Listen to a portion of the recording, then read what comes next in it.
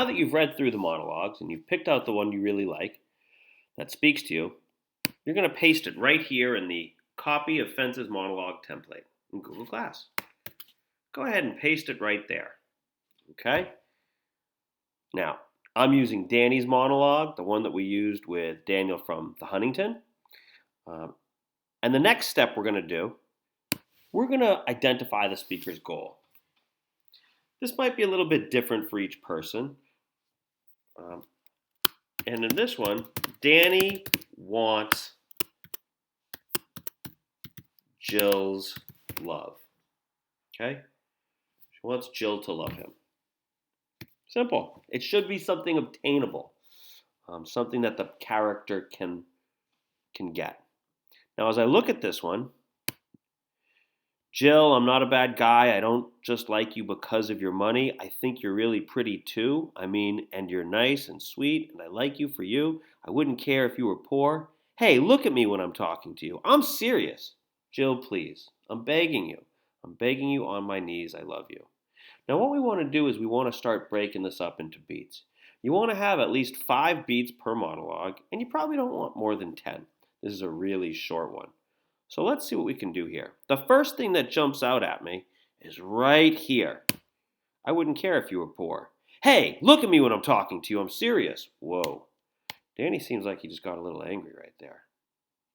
And it looks like it shifts right here where he starts saying, Jill, please, I'm begging you.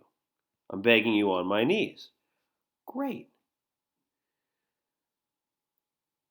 Let me look at this one up here. Jill, I'm not a bad guy. I don't just like you because of your money. I think there's a shift right here too. So break that up. And I think this whole thing goes together. Now, somebody else might disagree with me, and that's okay. And we don't have to do these in order as long as we get them all done. So I'm going to go with the one that jumped out at me first, right here. Hey, look at me when I'm talking to you. I'm serious. I think at this one, he seems angry, but he's not trying to anger her. Maybe he's trying to caution her or attack her. Yeah, it sure seems like he's trying to attack, right? So let's go ahead and put that in. Parentheses. Attack. Great. But then there's a shift, almost like he realizes he's gone too far. Joe, please, I'm begging you. I'm begging you on my knees. I love you. I don't think he's trying to humor her here or humiliate her here. Force her. You might say force over here after attack too if you want. You could do that. But again, back to this one. I think maybe he's trying to maybe promise or pledge, right? Maybe he's trying to promise something to her or pledge something to her, pledge his love for her. In fact, I think I'm going to go with pledge for this one. I would come right over here, put it in parentheses, pledge. Great. Up here is where I think he's really trying to charm her. I'm going to look through my lists. And there it is. Charm her.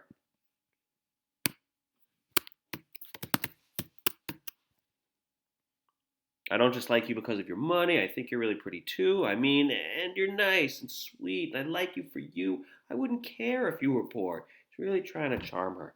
And I feel like at this first one, really what he's doing is he's addressing her.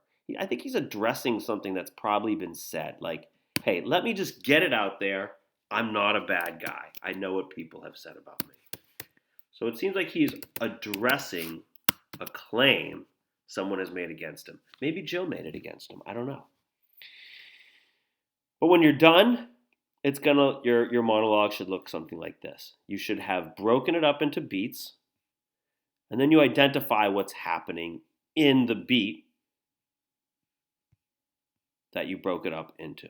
So I've got 4. First one, address. Second one, charm. This whole thing is charming. He's charming her. Right here, he's attacking her or forcing her. And then right here, he's pledging to her. So At every step of the way, he's trying to get Jill's love. Um, but these are the different strategies he uses to try to obtain that goal. I hope this helped. Um, can't wait to see what you guys come up with for your monologues.